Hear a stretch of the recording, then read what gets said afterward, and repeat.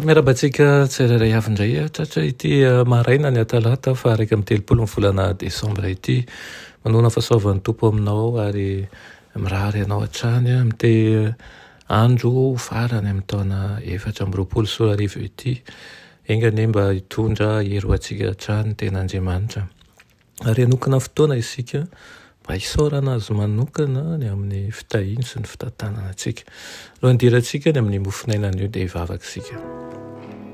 Andriamanitra tsara indrezan-danitra atolotra ianao ny tera ny laza ny atra sy ny voninahitra misaotra anao izay fa mbola nomenao tombontona indray tombonandro ahafahanay mankalaza ny anaranao. Misaotra anao manokana izay amin'ity maraina ity ny amin'ny teninao ny fahamarinanao izay nomenao anay isanandro nandritra ny taona iny. Misaotra ny amin'ny famanginao ny isa-tokantrano tsirairay avy. Misaotra ihany koa ny amin'ny valim-bavaka izay efa nomenao anay ary mbola homenao anay ary misaotra ny amin'ny fiasan'ny fanainao masina amin'ny fiainanay. Indray ny teninao izay ankehitriny dia aoka hitombo hafaliana hitombo fanantenana amin'ny fanantenananao hatrany amin'ny anaran'i Jesosy. Amen. Lohateny mofinainantsika androany dia manao ihany mpamonjy ny ady ambony indrindra.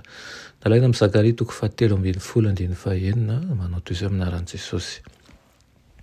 Dia isy anao aminy hoe ka inona itony ratra amin'ny tananao itony dia hovaliany hoe naratra tao an-tranon'ny sakaizako ireny. Amen. Fampatsaizana tokana ihany no hitoetra, hitondra mandrakariva ny olatry ny nanomboana azy tamin'ny fijaliana ilay mpanavitra antsika. Hoy ny mpaminany raha nibanjina ny Kristy amin'ny voninahiny izy manao hoe misy famirapiratana toy ny mazava ary misy tanamasoandro avy ao amin'ny tanany ary ao amin'ny fieren'ny heriny. Amin'io lany voan'ny voatrobaka io izay nijiniany rà nampiavana ny olombelona tamin'Andriamanitra no ahitana ny voninahitry ny mpamonjy. Ao no fieren'ny heriny maherika mahavonjy izy amin'ny alalan'ny sorony fanavotana. Noho izany dia manan-kery hampiatra famaliana amin'ireo izay nanamavo ny famindrapon'Andriamanitra izy. Ny maritry ny fanetretenany no voninahitra ambony indrindra.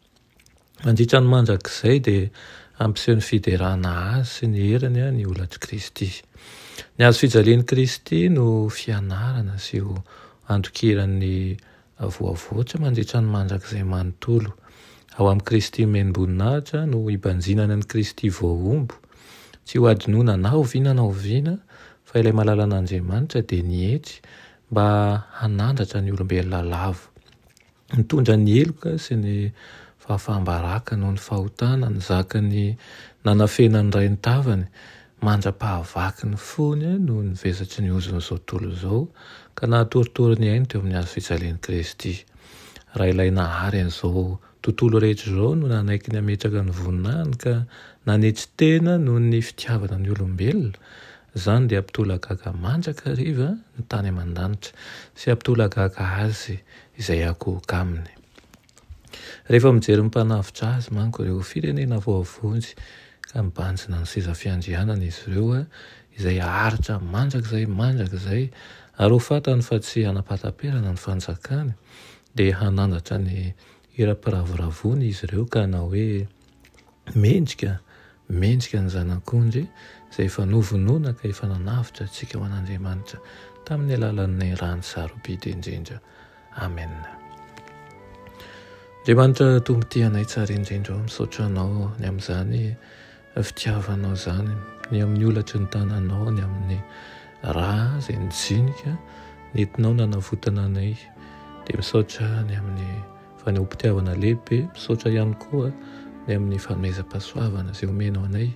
Misaotra ny amin'ny varavara-pahasoavana izay mbola misokatra ihany koa ankehitriny dia tianay ny andrasanay izany fahasoavanao izany amin'izao ora izao.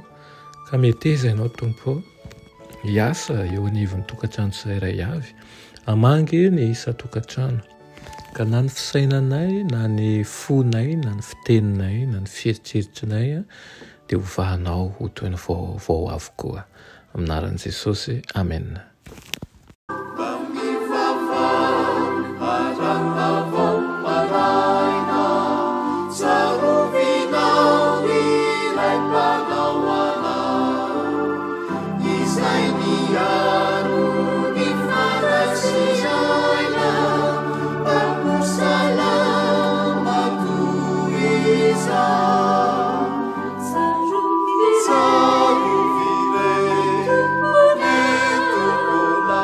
Sapiaro